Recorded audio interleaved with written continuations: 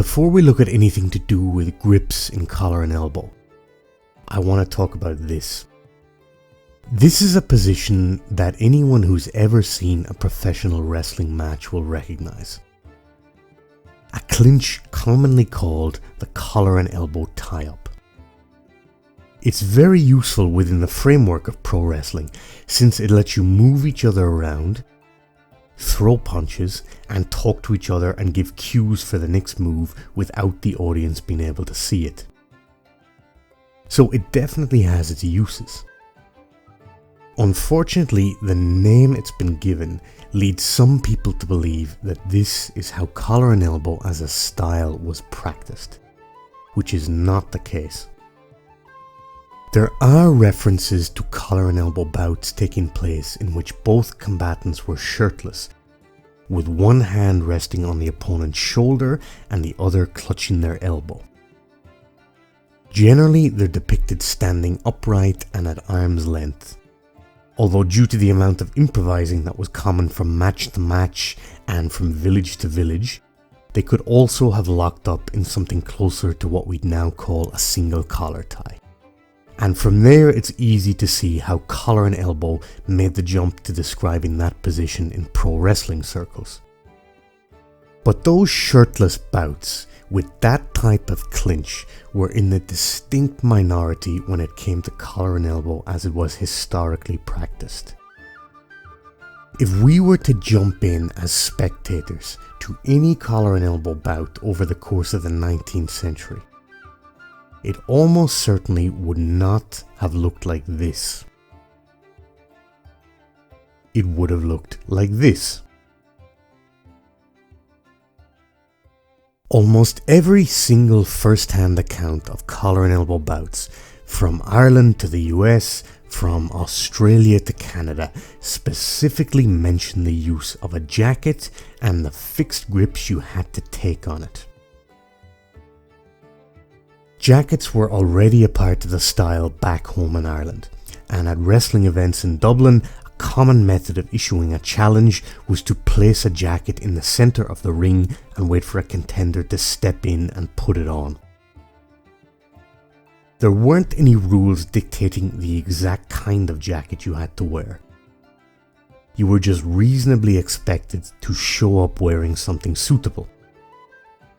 This, predictably, sometimes led to disagreements when one wrestler showed up wearing something that his opponent claimed wasn't suitable. Like in the case of Patrick Cullen and Paddy Dunn, in which Cullen entered the ring wearing a long cavalry officer's coat that Dunn claimed would prevent him from seeing and defending against leg attacks. A match in Chicago in 1869 had to be called off because a jacket ripped halfway through, which made it impossible for the wearer's opponent to take the necessary grips. It was only in the latter part of the 19th century that the jackets were standardized, at least in the US. This was one of the key points in the Dufour rules, a set of guidelines compiled by legendary collar and elbow champion Henry Moses Dufour of Vermont. As well as banning things that had previously been tolerated like shin kicking and the wearing of heavy boots, they clearly stated that wrestlers had to wear jackets that were tight-fitting with strongly sewn seams. The Dufour rules were very quickly followed by the Ed James rules, published as part of a general manual on sporting rules and regulations in 1873. And they elaborated that the jacket should be short, not extending below the hips, so that each wrestler could see his opponent's legs and thus be able to react to the onslaught of rapid-fire hooks, trips and blocks that collar and elbow was known for. At one point, a specialized leather harness was developed by three-time US national collar and elbow champion Homer Lane.